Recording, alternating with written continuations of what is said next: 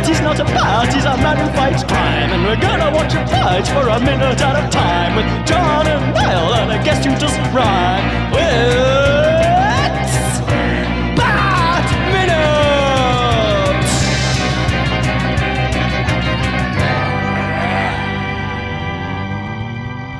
Attention, citizens of fair Gotham, and welcome back to Bat Minute Forever, the show that soars through Joel Schumacher's Batman Forever, 1 minute at a time. I am one of your hosts, John Parker. And I am tumbling and rumbling and hopefully not fumbling at any point. The co-host, Niall McGowan. Rumbling. Did you have some bad Chipotle? Oh, constantly, but I always go back. You know, it's nice. It's not killing me. So, like, I think it passes the test. That's all that matters. As long as you're alive, it was fine. And we are joined once again by our very special guest. We have the author of our wonderful theme tune. Well, one of the authors, because it's your group, or was your group. I'm messing this up big time. We've got Kit Flemons of Rat Bit Kit. Yeah, and some help from Dr. Horror as well. Yeah.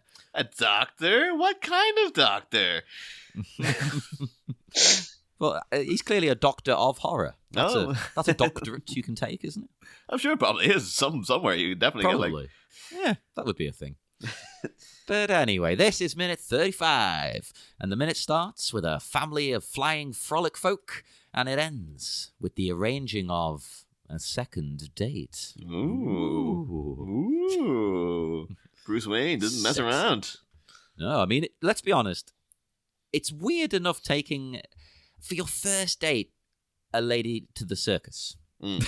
That's pretty odd, right? It's not the 19th century. I like his... If I was her, but I think this technique has probably would work on me. Because the first stage is the circus. He suggests rock climbing. You know, the next is dynamite fishing. Yeah, where does it go from there? Yeah, you just have to keep saying yes just to see. You can't consistently keep that up. If you enter into a long-term relationship, it's going to go downhill from there, though. Because what if one day he's like, "Hey, you want to go like grab a beer?" Like, oh, okay. Oh, he said, "Grab a bear." Yes. I do wonder, like, I think it's next minute, but like, I do like wonder then if her like, oh, I love climbing, I really do. It was just like, I'm not gonna go climbing, you're crazy. But I want to seem like I'm not like lazy to Bruce Wayne. So, oh, I genuinely love climbing, but I got plans. I couldn't possibly go. Yeah. Oh, sorry. Yeah.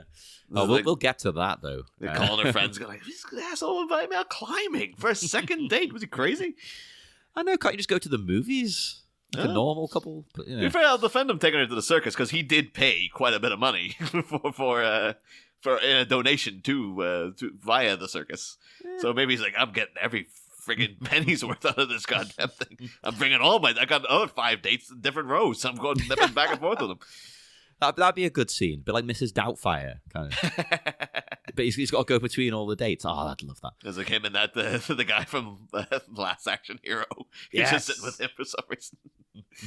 But as you said, we are back at the circus at the start of this minute, and the ringmaster guy, he introduces the Flying Graysons. Yeah, the iconic characters getting introduced in this minute.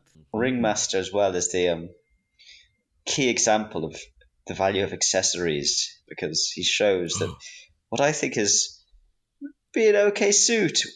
The line between okay suit and you're a ringleader of a circus is obviously 3 accessories at most. The hat, the bow tie, and the flower. Things go together, though. Dressing well and looking like a ringmaster of a circus are perfectly... They're not mutually exclusive. It's a power look. It's hopefully a job interview. Do it. If you have the balls to rock up to a job interview in that, they're going to be like, oh, we got to hire this guy. Prepared to go into a job interview without the safety of a net. Yeah. The safety net of a boring ass suit. I had a job interview the other day that was in German, which is one hurdle. Oh my God. And then they hadn't any information on me. It was sort of given from another place. So they needed Oh, my that's CV. scary. And I went to forward it, and it took me 4 attempts. Ugh. I got their email address wrong. Then I sent my old CV. Then I sent it correctly, but forgot to attach the CV. All whilst I was sitting there across the desk from them. Just pretend like everything's going to plan. And my phone ringtone that would go off every time I went wrong is me saying "Bing Nachricht," which is German for message. So They probably were impressed.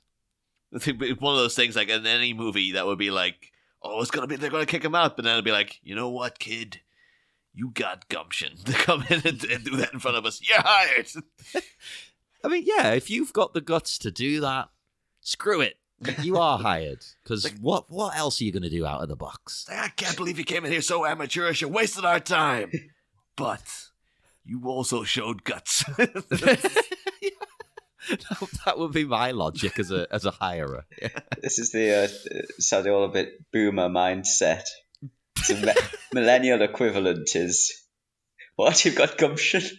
You've got gumption, 5 years experience, relevant contact and skills. What are you thinking of darkening my door with only that? It's ridiculous. I need twice the boomer. gumption. I need gumption. But anyway, we've got the Flying Graysons. Yes. And of course, amongst the Flying Graysons, we get, of course, the first shot of a guy we're going to be seeing a lot of in the next couple of years. I assume you mean we're going to be seeing a lot of John Grayson, the father, yes? Yes. And then, of course, before even his full face is on screen, we get the Sparkle, the Chris O'Donnell earring in its full glory. The first appearance of the earring. I'm so excited. He's definitely got his head purposely turned to the side so he can be like, hey, check it out. Yeah, it's so you as the viewer know, like, oh, he's a rebel. Yeah. He's a rebel. He's without got a this cause. sexy earring. Ooh. He doesn't do what everyone does. No. He's his own man / boy. We'll say instantly, well, straight off the bat here, nice little nod to the old comics and sort of Burt Ward here, because the Flying Grayson outfit, of course, is what the Robin outfit will be developed from. Yo, I thought this was fantastic, the way it was. It's the old outfit. That was a great little nod. That's how you make a reference without... Don't put him in this properly. Yeah. And it's like they've even flat out got like... I think they're kind of doing like 2 little references in the one go, because it's like Mary, because of course the Grayson parents are John and Mary, which instantly makes me think of Father Ted, because it's a very recurring joke about John and Mary who run the corner shop, who are just like a couple engaged in domestic violence so much that they're literally trying to kill each other all the time, which is one of those things that to try to describe that as a joke to someone. It's like, oh, it's a couple who are constantly beating the crap out of each other. They're great. Sounds like it's going to be horrible, but it's actually very, very funny. It's amazing. But yeah, because Mary, she casts off her cape, which seems to be entirely yellow, which of course is Burt Ward's cape was entirely yellow, and various iterations of Robin, his cape was always entirely yellow. And then the brother they've brought in, who apparently, according to the novelization and the script, is called Chris. Or according, other sources cite him as just been called Mitch.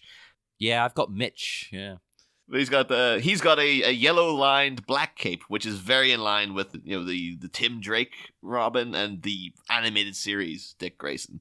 So I think they're kind of doing a little two-tone reference there at the same time. One thing though, we'll say the addition of Mitch is kind of quite strange, because classically the Flying Graysons are a trio. It's one of those things that's like, well, they're kind of a trio for a reason, but people in various iterations do keep adding more. The Bachelor draft has the Graysons as being 2 sisters and 2 brothers and the parents. And yeah, it specifies in the Goldsman draft and stuff like, yeah, there's a brother and then Dick Grayson and then the 2 parents. But it's like, originally it was always like, no, it was John and Mary Grayson and their son, Dick. Very apparent parallel that they're trying to build there. Like, oh, a lonely child with 2 parents who are going to die right in front of him. I wonder who he would remind you of. For some reason, they're muddying the waters via the addition of an extended family. But I can only assume they put in Mitch because the actor who plays him, Mitch Gaylord, is also doing a lot of the stunt work for Chris O'Donnell, which might be why they also call him Chris as a little in-joke, because throughout the rest of the movie, whenever you see Chris O'Donnell doing a stunt, it's going to be this guy. So maybe that's a little joke they had, but so maybe he was there via necessity of like, well, if you want to pull off these things, then you're going to need someone else there to do them. Yeah, I love that these people are they're stunt people. Like, so they know what they're doing. Mitch Gaylord himself is apparently like a Olympic class, very, very famous gymnast. I don't know, a lot of people maybe in 95, like when they saw him, they might have been like, that's Mitchell Gaylord. Because, apparently in 1984, he led the American gymnast team in the Olympics to gold medal victory. He was the first American to score a perfect 10 within that competition. He was then appointed by Ronald Reagan to the President's Council of Physical Fitness. So, whoa. I've gotten an image of him flipping around Ronald Reagan, and Ronald Reagan up doing all the the flying Reagans. Just seeing him flying Reagan. Jumping. That sounds like a punk band. Do Olympic gymnasts get to give themselves fantastic circus names? They just say, and representing US, or do they say no? And representing the magnificent, the multitudinous, the mad Manhattan mob medley Mancini. I can't think of any family members beginning with M. Mothers. Why can I see? That's how hungover I am. It took me that long to think. In Monkey Island, that'd be amazing. Amazing, adventurous, acrobatic, and exceedingly well-known, fabulous flying fettuccine brothers. Yeah, and that's that's how it's done. That you've got to, right? You can't just go to the Olympics and be like, "Here's John Parker." Hey, hello. But yeah, beyond that though, Mitchell Gaylord, he was asked by George Bush Sr. to stay on that same Council of Physical Fitness. So George Bush, the Bushes, getting flung around on the high ropes by one of the flying Graysons there, hopefully at some point. I don't like where this is going. He was then inducted into the Olympics Hall of Fame. He's plugged and appeared in adverts for Diet Coke, Nike, Levi's, sadly not Mountain Dew. But Coke is also a Batman thing. Yeah, that's true. And then he's also starred in several movies. One called American Riccio, which is, I'll read you the brief plot summary. A Miami college student finds himself framed for the murder of an evangelist's son. He hooks up with an Asian witch and a stripper to find the real killer and clear his name. So that stars Mitchell Gaylord and Donald Pleasance, presumably playing either the Asian witch or the stripper. I'm not too sure which. I hope he plays both. Yeah, Donald Pleasance, like, I've got range. You want to see me go? But then beyond that, he also did, of course. He's also in a movie called Sexual Outlaws, which is very blatantly just a porno. A proper one, or like a softcore, like Sylvester Stallone in Kitty and Studs. Well, I'll read you out the plot line of Sexual Outlaws here. Beginning is this of the movie, going to be appropriate for the show? Well, it's one of those ones. It's been submitted by someone called Darkwing Duck. So I'm assuming it's not an official synopsis. But the beginning of the movie, we meet Mitch Gaylord, a mute bum who pays prostitutes to strip, so he can photograph them. He sends these pictures to Elizabeth Sandifer, who plays the sexually frustrated wife of a man who owns a magazine called Sexual Outlaws, where husband and wife serve as the editors. To spice up their marriage, the character played by Elizabeth Sandifer, Lisa Bauer, responds to Mitch Gaylord's character, Francis Badham's advertisement. And at that point, I was kind of like, wait, what's happening in this anymore? While they send each other erotic pictures and flirt by mail, one of Francis's prostitutes is killed. The police suspect him, and then he stumbles into Lisa. Don't know who Lisa is. Oh no, Lisa was Elizabeth Sandifer. Okay. Oh, there you go. Reveals who he is to her, and then gets her to help him prove her innocence. So it's so bad. So Mitch Gaylord getting framed for murder. Maybe this is the only party I can either fall off a tightrope to my death, or I can be framed for murder. That's the two acting beats I can do. Well, he does them well, clearly. But you see the cover of it is just like him with his shirt seductively opened. And the fact it's called Sexual Outlaws is like it's very blatantly a porno. But Well, when I first saw the movie on the shelf, Sexy Beast, oh yeah, I was like, I thought that was some kind of weird movie like that. well, they sold that too. They had like the Ray Winston and that tight friggin' yellow banana the little speedos. yeah, and it's like all glistening tan skin. It's like, hey, I was like, oh, I don't want to watch this movie. hey, Ray Winston, he's not winning over the Indiana Jones minute guys at the minute, but he'll win over some people. Yeah, he's an okay actor. He's fine. He's good at certain things. It's just the character in that movie's bad. But we'll let them get to that. Yeah. But I love trapeze acts. I'm not alone in this, right? Like I don't know if I could watch them all day, but this is amazing. How do they do this? It's crazy. How do you even train at this? It's bonkers. I feel bad now because I'm like, trapeze, it's fine. Like Look at them. They're flying all over the place. It's clearly like this is something I could never in my wildest dreams get myself to a physical peak and be able to train to do this. Like it is fantastic that people can do this, but I am very like, You don't want to watch it though. Yeah, it's just like, good for you. Like that by all means, go ahead and do that. You're not gonna make me sit and watch it, are you? It's I can watch people in a galaxy far, far away like fighting with laser swords and stuff. Like that's the thing I can. It's not real, but I can watch it. I think it's the net. Yeah, like it could very well be. That just ruins it. If they had spikes or a shark tank, then oh my god, you want to make it worse? Yeah, okay. If the worst thing that happens here is they have a bit of an embarrassing fall. And if you want rabid dogs, then just walking across a fairly wide platform would be scary, because if they slipped somehow they'd be eaten by dogs. And something simple is a lot scarier with rabid dogs, and then jumping about, holding hands, and being thrown is bloody terrifying if you had dogs. And they should have to do it blindfold. Yeah. No, we need more blood sports. So ethical ones. Ethical blood sports are the humans get eaten by the animals. We need to bring back the feeling of the Colosseum. Yeah. That's what we're missing.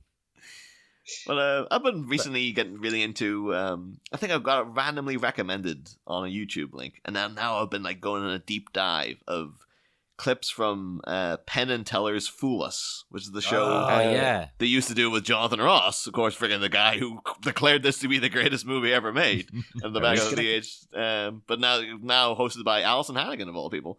I guess Magic, she played a witch. She can host this show. I feel really bad too because Alison Hannigan's my first true love. Like I really, really love. Like she was the first person I was like, oh my god, I love her so much. Terrible host. She's very, very awkward at hosting. Oh no, that's the worst thing I could have heard. It's weird too because you're coming off someone like Jonathan Ross, who is like, love him or hate him. That guy's a natural host. Like he knows how to work a crowd. He knows how to respond to guests. He knows how to be funny off the the top of his head and stuff. Whereas Alison Hannigan's very much like, I am an actress and I can be funny if you give me a script and I have rehearsal time. But I can't just be like on stage going like, I don't know what to do. Like it's very bad in that regard. But I've become fascinated now with the Fool Us tricks because it's even better to watch them on YouTube than TV because you can go into the comments section. Because then when even Penn and Teller don't know what's happening, there's going to be someone in the comments section who can point out exactly what's happened and stuff.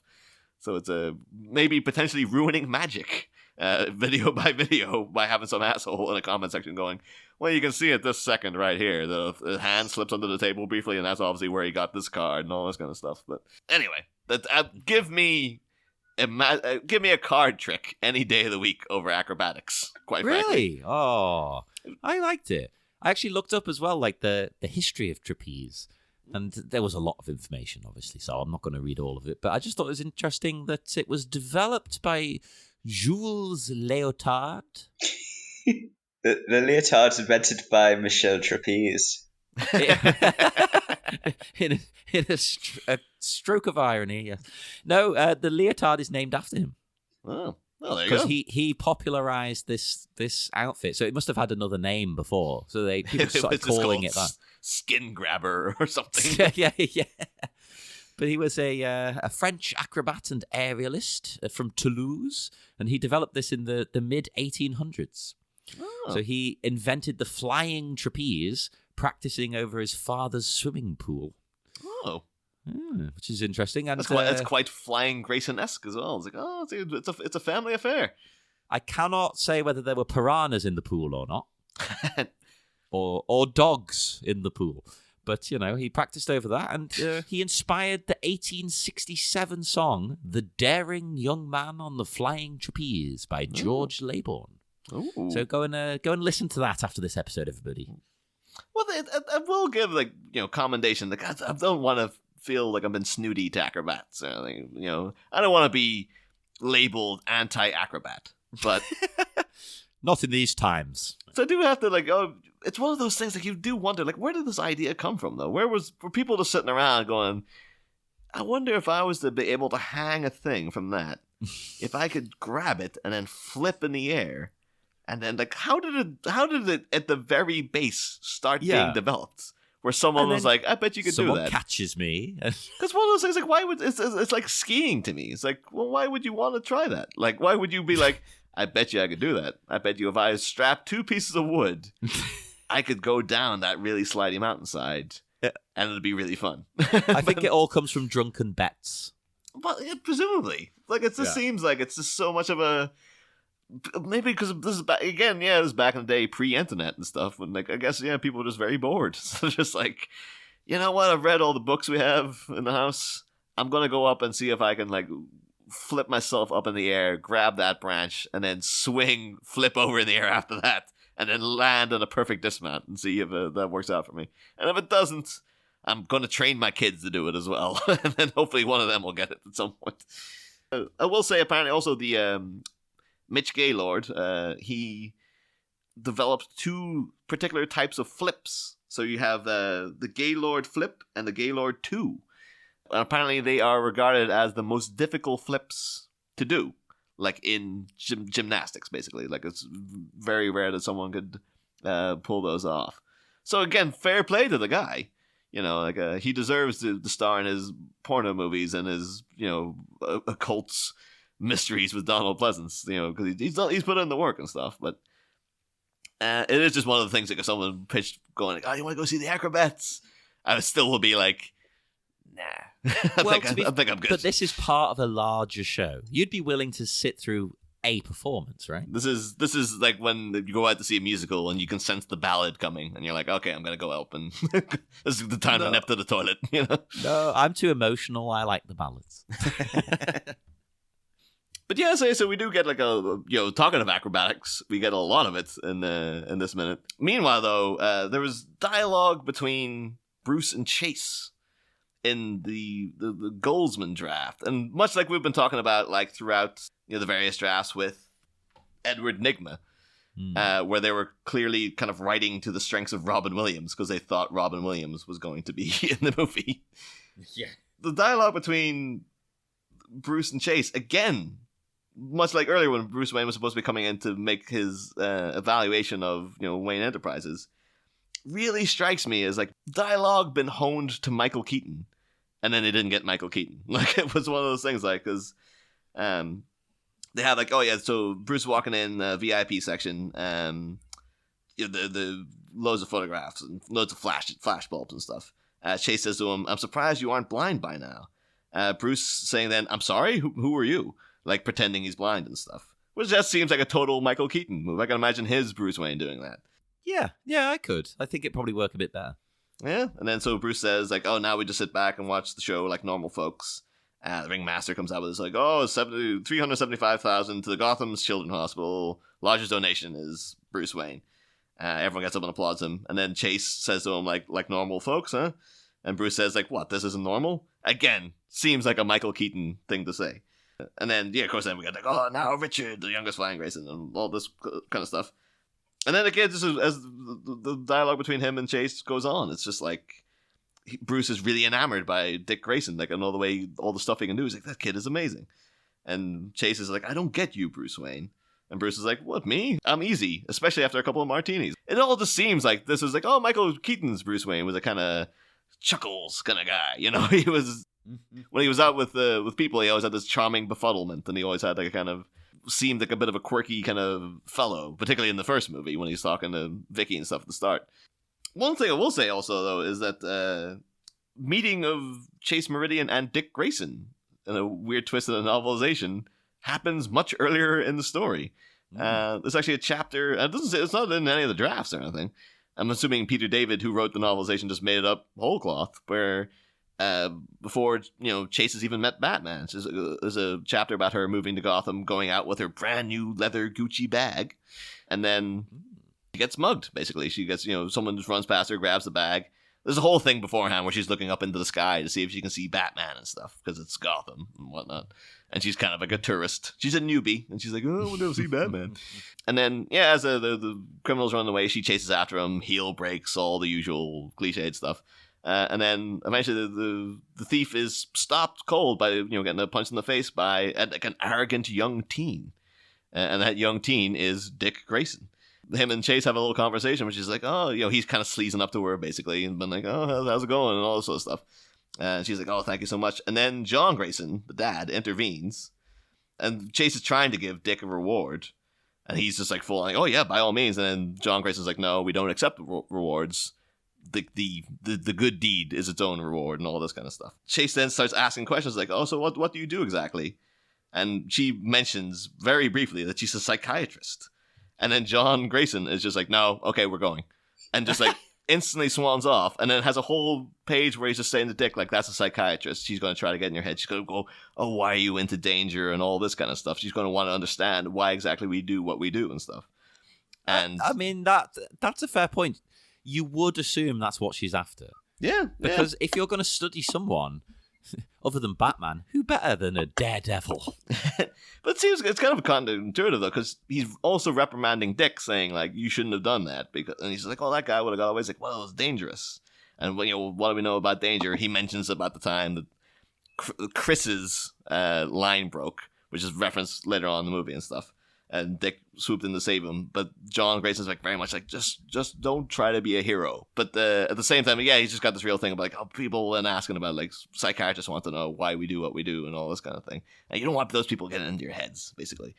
So presumably John Grayson is a Scientologist because they really hate psychiatrists. So that's what it is. We're onto it. They're like pod people. They're growing. But yeah, so there would have been earlier. But at least earlier in the novelization, Dick Grayson and Chase Meridian have met before in a wild bit of random happenstance. And I'm mostly disturbed that you said the young teen, Dick Grayson. Oh, yeah. We haven't addressed this yet, because we're going to have to talk about it a lot. Yeah. Well, it's going to be in the next minute, because they flat out, they bring up the Richard, the youngest flying Grayson. But We'll have our first of many chats about it next minute, I think. But yeah, so like the final kind of line that within that novelization piece is that like John Grayson does say to his son, like, Richard, there's an element of truth, but we do everything we can to minimize the risk. What you did maximized it. Risking death is one thing, but staring at it straight in the face and saying take your best shot is something else. So there's kind of this whole thing of like the intrigue of Richard Grayson coming from like a daring do family of acrobats.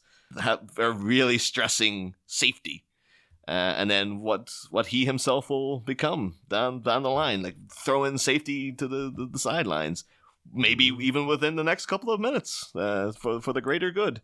So the greater good. But I just thought that was odd, as if Peter David had like you got to make so many pages, because there's a lot of this chapter. It's like, well, why has Chase Meridian met Dick Grayson before? That's an odd choice, but. All right, you do it what you doesn't really work, does it? Yeah. But yeah. So that's also there as well. It was interesting to read. It was a nice addition, but Yeah, I found it intriguing, but I don't want it in the movie. Yeah. So moving on.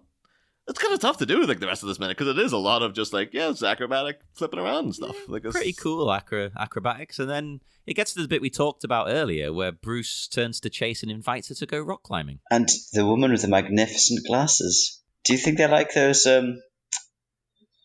Groucho Marx Beaglepuss oh my god, glasses? yes. And if you wind them up, they wiggle, those eyebrows. They flap. Yeah. like whoop whoop whoop. They change depending on her expression. That's what I want. That'd be amazing. These are beautiful glasses. I like any cat's eye kind of a shape. They're very kind of like Janine from Ghostbusters kind of thing. You imagine her in the cartoon would rock these glasses at random for one point. One of my other first loves, Janine from Ghostbusters.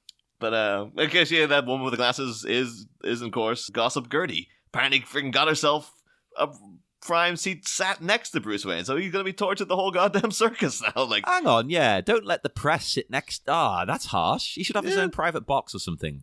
I want more benefits given to the rich. Gonna just cut out that segment and just post it as his own thing. So it's like John Parker says he wants more benefits for the rich. I'm known for that. Yes. But again, it's so bizarre. Like, wait, what is Gossip Gertie doing? This is like getting, what do you call that guy? Perez Hilton sat next to like friggin', Charlize Theron at the middle of something. It's like, well, why is this gossip monger who's already been harassing Bruce Wayne? Why is she got sat next to him? I love the way you're comparing her to Perez Hilton. I think that's like nowadays that is the equivalent. It's like, there's someone out. Gossip Gertie doesn't indicate that she's a pinnacle of integral, sensible journalism. It seems like no, she's a gossip hound. She's just there to write for. She's one of the people for Gotham Beat, probably just out there looking for muck to rake. Basically, I do like to think though that like she originally wanted to sit next to Commissioner Gordon, who's beside Chase Meridian, and now Bruce and Chase, in the middle of their date, are now inadvertently like cock-blocking Gordon and Gossip Gertie. I want to see her glasses with his suit and hat. I think that's the power. The power clothing. Combine. Yeah. That'd be fantastic. Maybe with that cape that was thrown off. Yeah. So we ain't seen Mrs. Gordon since the first movie, so we don't know what's happened within the Gordon household. Maybe Jimmy Gordon's out there like, I was hoping I got some tonight, but if goddamn Bruce Wayne sat in the... I can't imagine the wife of a high-ranking police officer lasting very long in Gotham City. Like, you know how in Mexico the police wear masks so the cartels don't see them. Oh, they should do that in this. Why don't they? That'd be like a fun addition. The new HBO version of Watchmen. They have a whole thing with the police wear masks, so people can be policemen without getting... it's basically to like legalize vigilantism and also to be like, well, people can't go harassing cops because they don't know who they are because they're wearing masks and stuff. Although there's really stupid ones where it's like there's a guy who's dressed. I think you can make your own mask basically, and there's a guy called Panda and he's got a giant panda head. It's just like, and the thing is too, because he's got such a distinctive voice. Everyone in the office is like, we know it's you, Bob. What are you wearing this stupid panda head for? But yeah, this minute is like, it's because it's majoritively just sort of like acrobatic stuff. I think we've kind of great, but I don't know what you say about it. Yeah. The other thing I really think to say is like seeing the dad, like I know who the actor is in terms of like, you can look him up on IMDb, but he looks like somebody else. I'm just like, he looks a little bit like Joe Mantegna, but like a little bit. Not quite. I just kind of wish it was him though, because it'd be like, Dick, my son, I am very disappointed to hear that you want to follow me into the tightrope business. Like, of course, people don't know Joe Mantegna is the voice of Fat Tony and whatnot. Yes, but one of the best characters. He's like, yes, we have to stop this bomb, son, and I'm very worried about the fate of the people at the circus. But I will say he's also got very nice sideburns. He's got a real... I have a feeling this dad was a rockabilly guy because he's got kind of like sensible rockabilly sideburns. But probably back in like the 70s, he was out there with a huge quiff and those sideburns really pronounced with his double bass slapping it in a band or something. Getting into fights with the punks down the King's Road. Yeah. But now it's like, he got kids, so he has to settle into a nice sensible life where he's just a death-defying acrobat. And the usual dad stuff. I mean, that's what happens. You're doing what you love. You're in a rock and roll band, and then when you've got kids, you've just got to be reasonable. You've got to think about the family, and you've got to switch over to acrobatics. Then your ungrateful kids run away and join the banking business. Yeah, if that happened to me, I would genuinely be devastated. But yeah, it's a shorter episode than we're used to. But I'm ready to move on if you guys are. Let's do it. Say it's shorter episode, it's still like 40 minutes. But it's short for us, so you can go and enjoy the rest of your day, everybody. Kit, I'll ask you to promote your stuff again at the end of the week. That's fine. Come and talk to us on Facebook, Twitter, Instagram. We've got a website, thebatminute.com. Whatever. Just listen, right? If you do all that other stuff, that's great. As long as you're listening, that's what matters. But yes, we will see you again on Friday for more Bat Minute Forever. Next time, double identity dating? Upon proposing a follow-up appointment with his prospective paramour, Bruce is briefed that there's another rooster at the henhouse door. But while the bat and his beau are bowled over by a balletic boy wonder, who's waiting in the wings to tear the evening asunder? Find out Friday. Same Bat Pod, different Bat Minute. Ba-da-da, ba-da-da-da-da-da-da-da-da-da.